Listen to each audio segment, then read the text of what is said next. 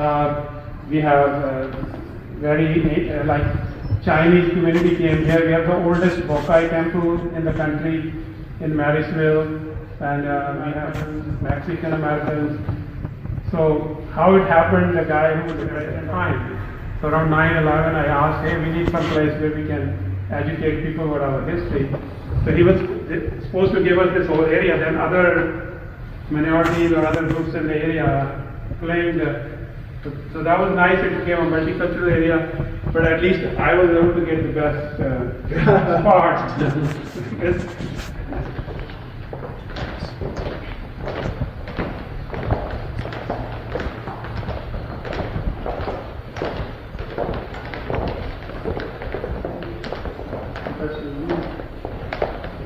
Are you staying or leaving?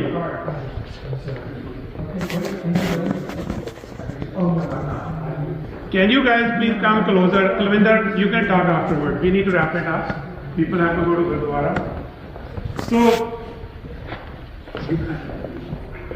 Nanji plug here. So now we can go within 10-15 minutes. So when we started this, that was the hardest thing to decide what to put there. First we came up with 5 people, but we could not agree on those 5 people. So then we came up with a place which is the most important historic place for the Sikh community or a South Asian American community. Because at that time, the people who were from Indian origin could not buy property here. They could not become citizens. So what they were allowed to build a place of worship. So Stockton Gurdwara was the first property owned by people from South Asia. So by and large, the earlier immigrants were probably 90% Sikhs. So this is a picture of Stockton, newer building. There's another older building where they have a museum about Kazar Party and other history. So this is a picture of Yuba City community visiting Stockton Gurdwara in 1948. So this gentleman is Dr. Jol. He's now 101 years old, he's still alive. So the story of Jol family is, you met Kulwant Jol, our society president. So in 1907, Bellingham community, Bellingham is a city in Washington state close to Canadian border. So they removed all people, all the Indian Americans or Sikhs were removed from that city. They thought they were not good at all. So there are many incidences which happened in Canada where our people were forced to leave. There were riots against. If you Google, it's called anti-Hindu riots. Yes. By Hindu doesn't mean a religion. Hindu means from Hindustan. All Indians were called Hindus. Muslims, Christians, Sikhs, everybody. By Hindu they meant people from Hindustan. That time Hindustan word was very commonly used. So those 5 Jols came to Yuba City. One of them was Nansing Jol. That was Kulwant's grandfather, and then another was Sulli Singh Jol, and he's the father of Dr. Guljar Singh Jol, who's still alive, 101 So what year this picture is? This is 1948 picture, but we are going back now. So we're gonna start the history. So it was very challenging. Probably we have 2 professors of history here. It was very difficult to decide where to start. So we thought we should start from when our people started coming here. And I'm going to read you this story. I think I don't need glasses. So this is the first news which came in San Francisco Chronicle in 1899. So it says the 4 Sikhs who arrived on Nippo Maru the other day were permitted yesterday to land by immigration officials. The quartet formed the most picturesque group that has been seen on the Pacific Mall dock for many a day. One of them, Bakshish Singh, speaks English with fluency. The others just little. They are all fine-looking men. Bakshish Singh being a particular marvel of physical beauty. He stands 6 foot 2 inches and built in proportion. His companions, Budh Singh, Varyam Singh, Sohawa Singh are not quite so big. All of them have been soldiers and policemen in China. They were in Royal Artillery, and tall one with unpronounceable name was a police sergeant in Hong Kong. Prior to coming to this country, they hoped to make their fortune and return to their homes in Lahore district, which they left some 20 years ago. So the story is, let's connect with the seminar. After the fall of Sikh Empire, when Maharaja Ranjit Singh died, so Sikh Empire fell within 10 years when the British were trying to take over Punjab. So we were the last part of the South Asia to become part of British Empire. So British, they banned our books, like he talked about Qaeda-e-Noor, which was actually, Dr. Duga mentioned, for Farsi, it was both in Farsi and Gurmukhi. There was one side Farsi, one Gurmukhi. They burned all the Qaedas and they disarmed the Sikhs. Because Sikhs, every Sikh had a weapon. Every Sikh knew how to do Gatka, everybody. So, but British were very smart. They realized within 3-4 years, that this is not a good strategy. Why not we hire Sikhs in British Indian Army and post them away from Punjab? It will do two things. One thing, they will not cause problems, they won't rebel. And secondly, we will use them as mercenaries. So Sikhs were taken as soldiers in army and policemen to Singapore, Hong Kong, Indochina. So this story confirms that. So some of these soldiers came here. So this is a picture of Bashish Singh and his wife. And there's a little girl sitting in his lap. Her name was Kartar Kaur Tillon. And I had the honor to interview her. I have a full 1-hour interview on video interviewing Kartar Kaur, and I visited her house in Astoria last month. So this is a picture of Bashish Singh family. But as you see now, there's a media reports that some migrants eating dogs on the streets, or there are some migrants are cleaning house, right? You hear those stories? So if you look, they are showing Sikhs as like really dirty people. They're creating problem for Uncle Sam, and they're showing cigarette. If you know, the Sikhs will do all the bad things, but you will rarely find a Sikh smoking. So media really portrayed us bad. So the thing is, the British were not very happy with us either, because they were very worried when these people go out, they're gonna get infection of freedom. So when you come to America, you say, oh, this is a great democracy. You can vote, you have rights.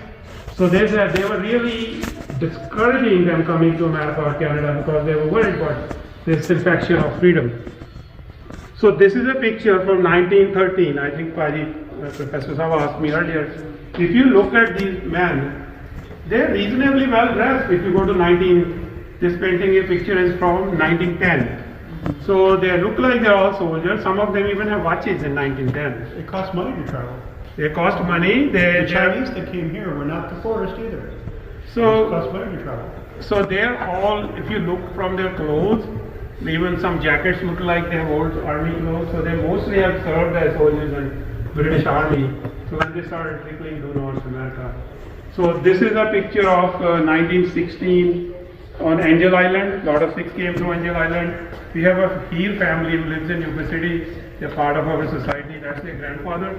Many Sikhs worked on the building of Bay Bridge, and many Sikhs worked on building of Highway 80, which was called Highway 40 before. So there were like at least 3,000 Punjabi men, probably 80-90% were Sikhs. There were others too. So they worked on building the highway. When you drive, think of them. Many of them died working there, but they could not become citizens, could not vote. So this is a picture of Nand Singh Johal, who left, who came from Bellingham. So let me talk a little bit about this. So some of the men, they said they landed in San Francisco looking for a job. They kept walking toward inland.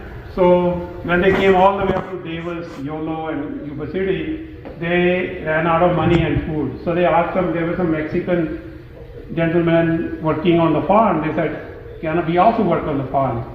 So the supervisor was a Mexican guy. He said, I can hire you, I have to ask my boss. They said, we are out of food, we will just work for the food.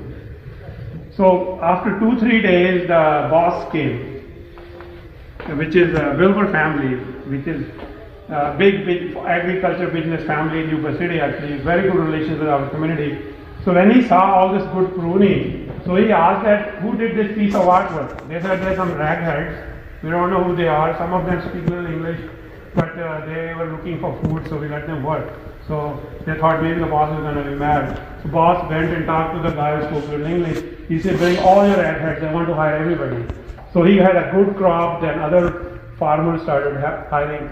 So our people, then we started getting jobs.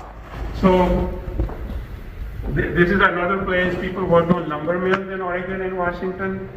This is a big painting of people working on a railroad. This is a Chima family, still live in Yuba City, growing some celery. So, काम था मिल गया उन्होंने. So now the thing is, you cannot become a citizen, you cannot vote, you cannot buy a property, you cannot marry a white woman. What should you do? If you go back, you will never be able to come back. So few things happened. So one group which was more revolutionary and could not take up any racism, they decided to go back. They created a Gadar party which was formed in Astoria, then got strengthened in Stockton, Gurdwara and San Francisco. That group went back to India to fight for India's liberation. That's a long story. I will happy to explain to you if you guys have questions about that. The second group were more business savvy. They said, we don't want to go back to India. What they did, they made friendship with a white man, somebody's friend. They were good white people. They said, okay, we will give you 5%, 10% of my income. I will farm, I'll buy property in your name. So that most other people said, fine. Most of the leases worked out fine, other than you probably heard of the story of Mr. Gale from Southern California, that this guy refused, and it's a big story, there's a book on that. So I'll keep moving. So when there was a third group, people like Nandi, they said we need to lobby, we need to raise funds, we need to work with the American system. So one of them was Bhagat Singh Thind. So Bhagat Singh Thind was a veteran of World War I. So there was a law in America that if you have served in the army, you are eligible to be a US citizen. So Bhagat Singh Thind applied for US citizenship. The story goes back. In America, only white people were allowed to become citizens, or Caucasians. Afro-Americans were allowed after Civil War. That was written in our Constitution. Only certain people can be US citizens. It was law. It's a law, okay. You can correct me, that's fine. We have attorney here. So it was a law that you cannot become a citizen. And that's why they changed the law. Okay, I got it. So what happened after that? There was a Japanese American born in Hawaii who was very white looking, Mr. Osaka. So he applied for US citizen saying, I'm a white man. So he went all the way up to US Supreme Court. US Supreme Court said, yes, you're a white man, but you're not Caucasian by race. So they declined him. So now Bhagat Singh goes all the way to the US Supreme Court saying, I'm Caucasian. As you know, most of the North Indians or Punjabis, by race, you are Caucasian. So Bhagat Singh Thind went all the way up to US Supreme Court. US Supreme Court said, yes, you are a Caucasian by a scientific terminology, but you are not a white man by common man's perception. So he was declined his citizenship right. So all the people from India lost their citizenship after that, who has become citizen by hook and crook. But there was another group. They say the love breaks all the barriers, right? So there were few Punjabi men married Mexican women, because they were also brown, we were also brown, nobody cared, but Mexicans were already in America, because California was a Mexican territory until 1850. You all know that it became part of America in 1850. So a lot of Punjabi men married Mexican women, became citizens, and carried on with their family business. And these are some of the families. So these families still live here. This is Bishan Singh Gill, who married Ernesta Singh. Their son, Rayleigh Singh, who just passed away, I think last year. He's also a donor to our community museum. And there are other families. This is the Rai family. This guy, Lal Singh Rai, married Mary Rai. He was one of the founding members of Bogrod Gurdwara. So there are other stories. How easy was it to become a US citizen? Not at all. There's a story of this Jwala Singh Vance. You know how many years it took him to become a US citizen? 59 years. He walked all the way from South America and went through jungles, and like you heard about now, donkey people who walked through the border. So he was declined many times. He became citizen in 1966. So this is a letter from the U.S. Secretary of State saying Hindu race is not worthy of being a U.S. citizen. So this is an official letter. I'm not making up. You can come and read the letter. But as I mentioned, there were people like who were activists. They kept working within the legal framework. In 1946, President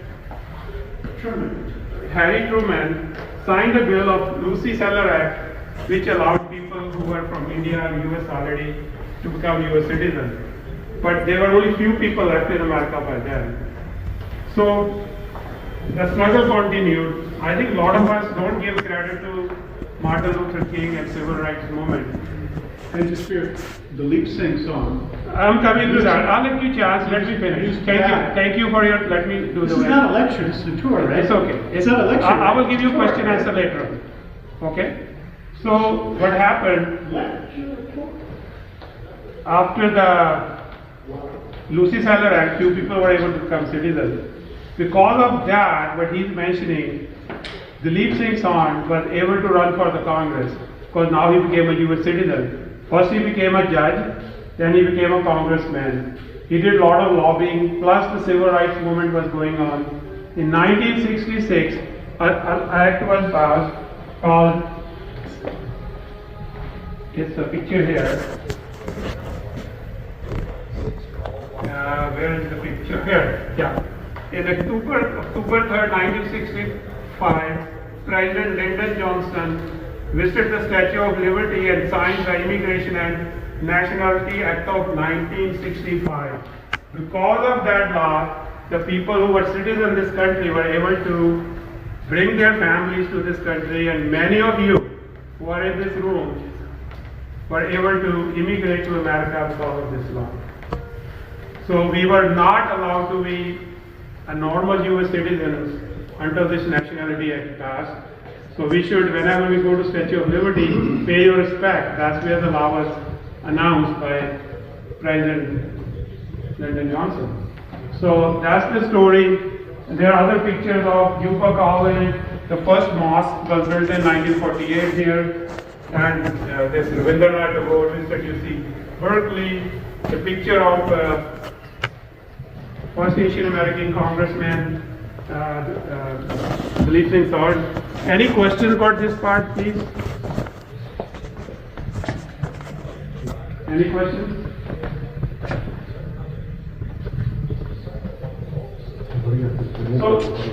So the thing is that when you're speaking, your chain of thought gets interrupted. So that was, with due respect, he has a habit of doing that. So this is a page section. This is purely to explain, because this is a secular story. This area is purely to explain our faith, our values. So I have a question for people, young people in this room. What does this represent?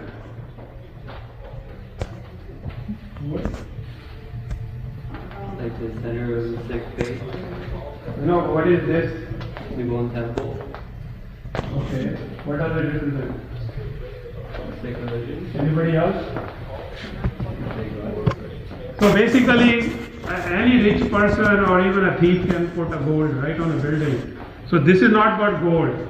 This is Darwaza. This is our very important place of shrine, very important shrine, which represents 4 doors open to people of all faiths, all castes, all religions.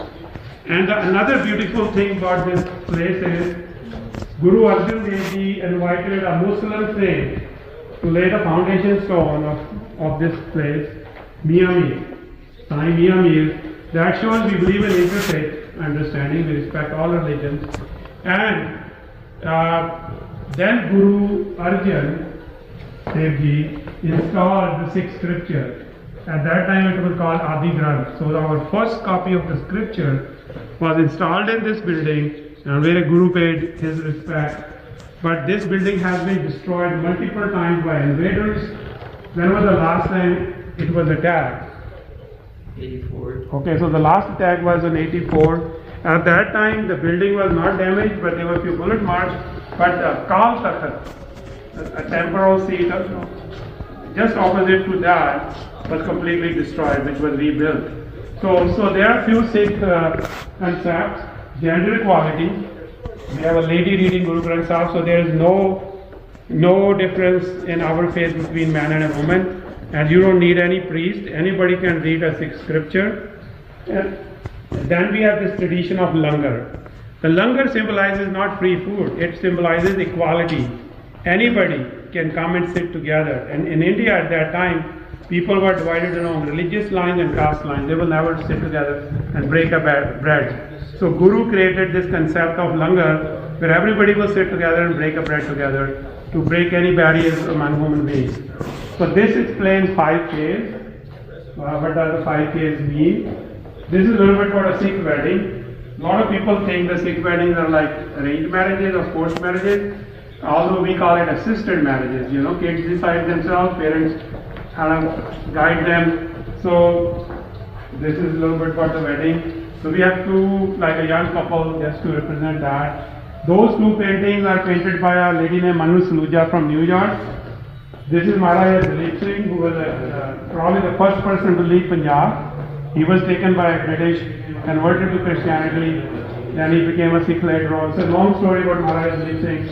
That's one of the rare paintings of Maharaja Ranjit Singh, showing his young time. Most of his paintings show him with a white beard as an old man, but this painting, each painting costs more than over 250,000, but these are copies, so don't steal them. They're probably not worth more than a few dollars. But the original painting is over $250,000. So this section is more about the local events. The Yuba City Gurdwara was built in 1969 to mark the 500th anniversary or 500th birthday of Guru Nanak, and the Sikh parade started in 1980, and the Punjabi festival started in 1995. We also had a sports club. So these are some old passports. This is a very unique passport of Hardyal Singh Hunji. He was married to a Hindu lady, so his wife asked him to build a Hindu temple. So first Hindu temple in Yuba City was built by a Sikh. He donated $1.8 million to build the... When was it? It was built in about 25 years ago. Yeah. So Hardyal Singh Hunji, I'll tell you another story about him. He called me. He died like a few years ago, over 100 age. He wanted to donate money to a hospital in India. So I said, why don't you donate money to a hospital in America? So he donated, our cafeteria at Rydal Hospital is named after him. So he donated the money to the cafeteria. So these are the 2 coins which were released at White House to commemorate the 400 years of Guru Granth Sahib's installation at Darbar Sahib. And so Guru Granth Sahib was installed in 1604. So these are the coins from White House. And these are a couple of proclamations. One is that every year California declares November as a Sikh Appreciation and Awareness Month. So this is the first proclamation which was done by our Assemblyman Dan Loeb, who is no more in this world, but this is the proclamation. So this one is about Mexican East Indian marriages. To honor that bond we have with them. This is a 3.5-minute video which was shown on PBS 50 times. These are the pictures we need some time to label. And these are the donors who kind of major donors who helped us build this exhibit.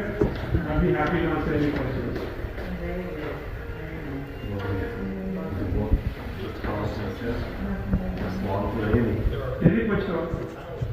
So I think the history, which is really people don't get. The Sikhs played for the young generation. This is very important. Our forefathers, Sikhs, played a major role in expansion of British Empire. They used us. They used the Punjabi soldiers, Sikhs, and even a lot of Punjabi Muslim soldiers were used. So they helped British expand their empire. So they were very fearful of our people learning about freedom from America and other countries. So they were worried they would not have same rights when they go back. So if you hear the story of, you probably heard the story of Kama Katamaru, right? So Canada made a law. Canada wanted to be only a white country, so they made a law. The British said you can go anywhere in the British Empire. So that's what they used to sell. Hey, we have a big empire, you can go live everywhere. But there was a law. There was a little thing in the law that you can come to Canada only by a direct journey. They call it continuous journey now. So whenever people try to come to Canada in that ship, that Kamaga, which was also called Guru Nanak ship. Actually, the guy resisting changed the name. So they were not allowed to get off the ship. They were turned away by the British Navy. But now, look where Canada is. Now Canada is probably the best friend of ours. Right? So with time, if you keep doing things, keep making efforts, things get better and change. I think we can have a group picture before you jump there. Let's have a group picture here. Okay.